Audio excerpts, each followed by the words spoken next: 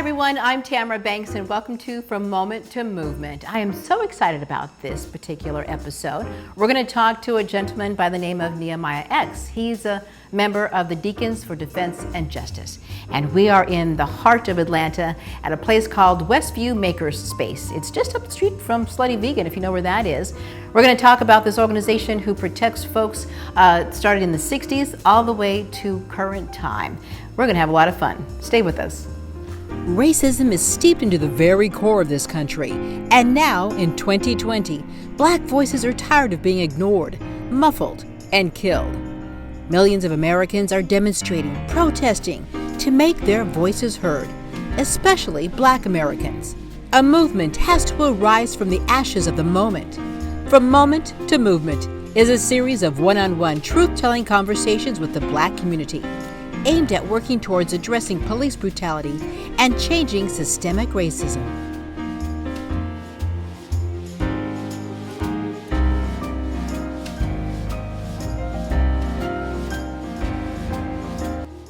Nehemiah X, thank you so much for joining us. I appreciate your time. Thank you for having me.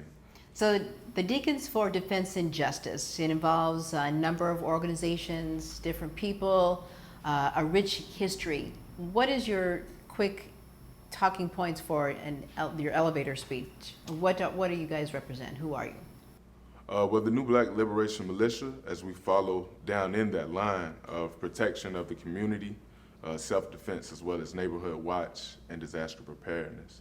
The Deacons of Defense particularly was an organization that was an amalgamation as well of multiple organizations to protect civil rights leadership and the community of Black people.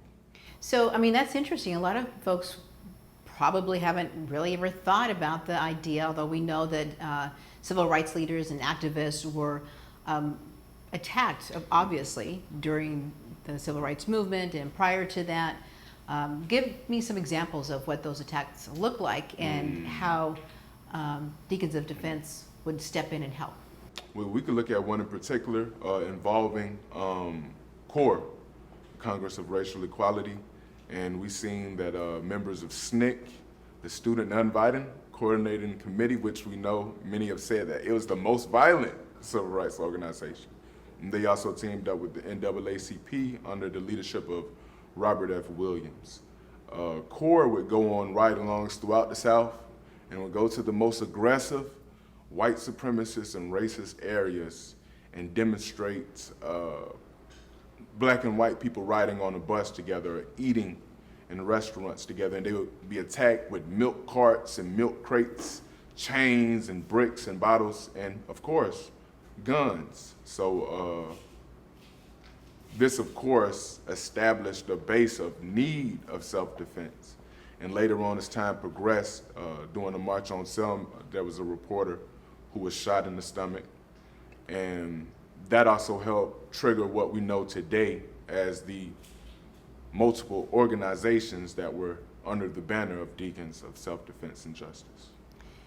So, you know, a lot of people might say, well, that sounds like an armed militia of Black folks. Right. How does that resonate with what you're trying to do in the bigger picture of what Deacons of Defense and Justice do? Right. Well, it is an armed militia, and now that's something that we definitely need to practice more. Many of Black people who love America and love the U.S., but have a hard time grasping their amendments. Well, you got your first one. Well, what's the second one? Well, it goes down to you have the right to bear arms. You have the right to form a well-regulated militia for the security of a free state. And of course, this amendment is for the people to maintain a self-defense and a security apparatus to move against any form of tyranny that is seeking to take away their human rights. But there's a perception, at least, the difference between one group of people in America exercising their right to bear arms and then Black militia groups. Right. Is that just me, or do you feel the difference in how a white group of men and women, sometimes in the back of a pickup, riding down center of a street, or a right. white man walking down the center of a street where folks were just attacked at a Black Lives Matter rally, and the white suspect never arrested or shot while he's bearing his gun in front of him. Is it me, or is there a double standard? Well, you said something real big right there. Again, he gets to have his gun and he can shoot someone and just walk away. That's the double standard right there, because oftentimes black people who don't even have a gun get killed, or black people who do have a gun legally, as Philando Castile we had seen. He was asked to show his gun, concealed weapons carry license, and was still shot down from it. So there is a double standard when it involves race. From what we're seeing, we see that black people are looked as hostile, they're looked as aggressive, we're disfigured and we're desensitized, and we're looked at as beasts oftentimes than humans. And that's why when we practice our human rights, we'll be called by others who claim to be practicing human rights. They will say that we're thugs, or we're just painted real viciously. But oftentimes, again, we've seen this in Jim Crow days, so. Say more about the Jim Crow days and how that reflects today in the 21st century, similarities. Well, during Jim Crow, which predates it, is the Black Codes. Of course, that was so-called a syllabus, if you will, or a basically code of ethics involving black people that were freed from slavery. Again, that supported the economic base of a government. They were given rules and regulations of what not to do and how to blend in, or how to not cause trouble in white society. Oftentimes this would be you move to the side of the road or move out of the way when white people are walking towards you, or more than two black people can't be seated together. And oftentimes we still see that with our youth today. Whenever they're in groups, they get mishandled and mistreated by law enforcement, as well as regular citizens who feel like they're protecting their community.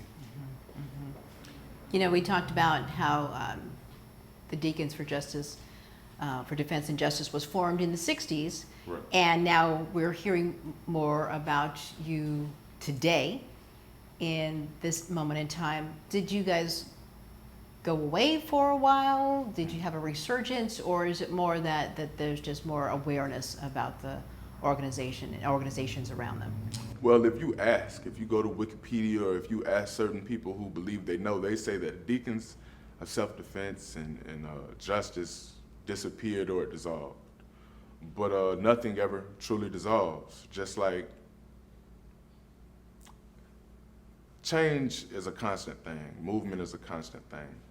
You may hear about the Deacons of Self-Defense and Justice under a new name, but before they were the Deacons of Self-Defense and Justice, they had various other names.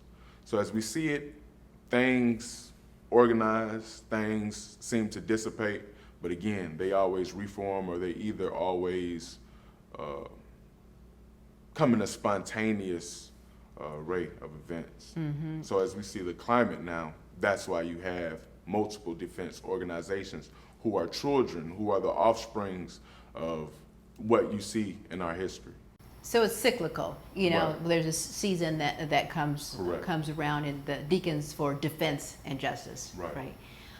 So talk a little bit about, we've been talking about being armed Right. and quote unquote militia, but Deacons for Defense and Justice is a lot more than that. Talk about some of the grassroots efforts that you work on in terms of community organization.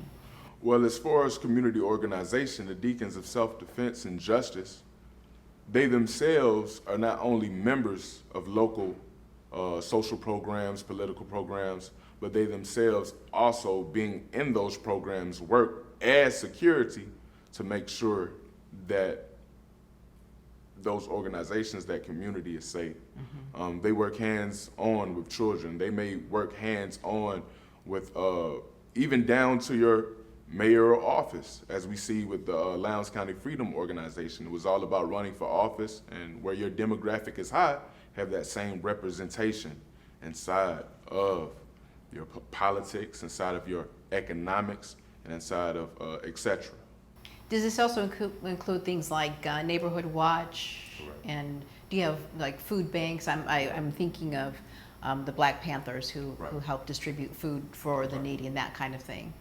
Well, during the time of the Black Panther Party in New York and Atlanta, as well as the most famous one we know today, Black Panther Parties for Self-Defense out of Oakland, we don't have, per se, a breakfast program. In that sense, our survival program does not include a breakfast program. Instead, it includes a tutorial on storing seed banks.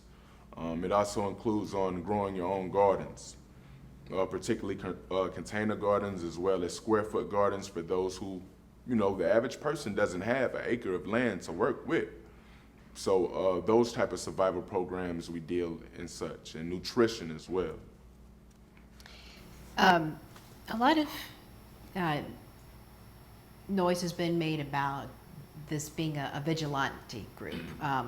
In July of this year, 2020, July 4th, a group of members from Deacons for Defense and Justice marched on Stone Mountain around the Confederate statue up in that area. Right. And the mainstream media noted that this is maybe a vigilante group and armed militia and so on and so forth. Tell me about what the purpose for that event was. Well, the purpose for that event, particularly, not only was it a, how would you put it, an agitation tactic, but it was a call and response to threats that were heard. Many people didn't understand it as a tactic, but most importantly, it raised awareness for the need of self-defense. When there's a threat being heard, and we heard that any of us can be taken out just for the color of our skin, or just for our looks and our likes and whatever our peer group is, we're lumped in together and being attacked. It was just something to show people this is what you need to do. It showed you the wardrobe to wear. It showed you what firearms or defense weapons to buy. But vigilante, I have to say no. There's not been a time where you've seen the mass organization of the Black militia movement just sweep through a city and shoot up everything like we've seen in Kenosha, which that militia guard was actually called by either a former or current alderman. And again, that's a Second Amendment, but as we've seen people get shot there, and have yet to see that happen in any function that we conduct or are a part of. You told me earlier when we talked that 2017, maybe even as early as 2016, have been some of the bloodiest years for the African American community here. Say more about that. What's been going on? Well, as we've seen, we could, even going early on to, I'd say, the awakening of Black radical tradition, as we've seen with the highlight of the unfortunate killing and stalking of Trayvon Martin in Sanford, Florida. That event was the kickstart and helped propel what we've seen in Ferguson, what we've seen in Baltimore. And that same year, there was another killing at the hands of police in Cleveland. Over 130 shots to a man and woman in Cleveland. So when we say the bloodiest year, 2017, 2016, we seen a Unite the Right rally. And at that rally, we seen a display of violence against men and women, and literally manslaughter, or not just manslaughter, but really you run into a crowd with a car purposefully to do bodily harm to people, murder people, as well as just multiple mass shootings. Parkland, Dayton, Ohio, there was a mass shooting at the mall. New Zealand, there was a mass shooting in a religious place. Toronto, a mass shooting in a religious place. Charleston, the assassination of a senator along with the executive board of a church. And as we see today, as we're in the year 2020, the Black death has been desensitized because now these killings are being played on TV, they're being played on social media, and every time you hear one, people are like, can we get this over with and get to the next one, rather than really looking for true, complete constructive change. What impact has the outgoing administration had on the Black community as you see it? Could you further expound upon Sure. that? What impact has President Trump's administration had on the Black community? Well, I can say, other than that $1,200 from the stimulus, you know, the president's just president. You know, entertainment, if anything, but he is seen as a representative of a certain lifestyle that is not looking for political correctness, is not looking for truth or even have truth, but it's to say it how you feel and how you mean at that present moment. And with the uncalculated thought like that, there is an uncontrollable urge of disappointment when he lost. Because those who feel like him feel like now their voice doesn't count. For what reason? Again, it all boils back to white supremacy. Unfortunately, in their mind, they feel as if something they're doing that affects a person, a culture, if they're called out on it for whatever reason, it's an offense to them, regardless of the offense that they done unto one or many. This show, this program, From Moment to Movement, is a platform for Black voices of all types. As I've said before, this is an important show because for too long, Yes, ma'am. our voices have been oppressed and depressed and compressed and just completely muffled and killed in many circumstances. What is it that you would like to say that the community at large, this country, needs to hear from you as a representative from the Deacons of Defense and Justice? Well, a quote from Lorraine Hansberry I think will fit right now, that Black people need to organize in whatever shape and fashion that they can, legally, illegally, passive, aggressive, violent, non-violent, and when the racists come through our community, shoot back in self-defense. Again, we don't believe in being the aggressor. We don't believe in going out and starting confrontation or looking for confrontation.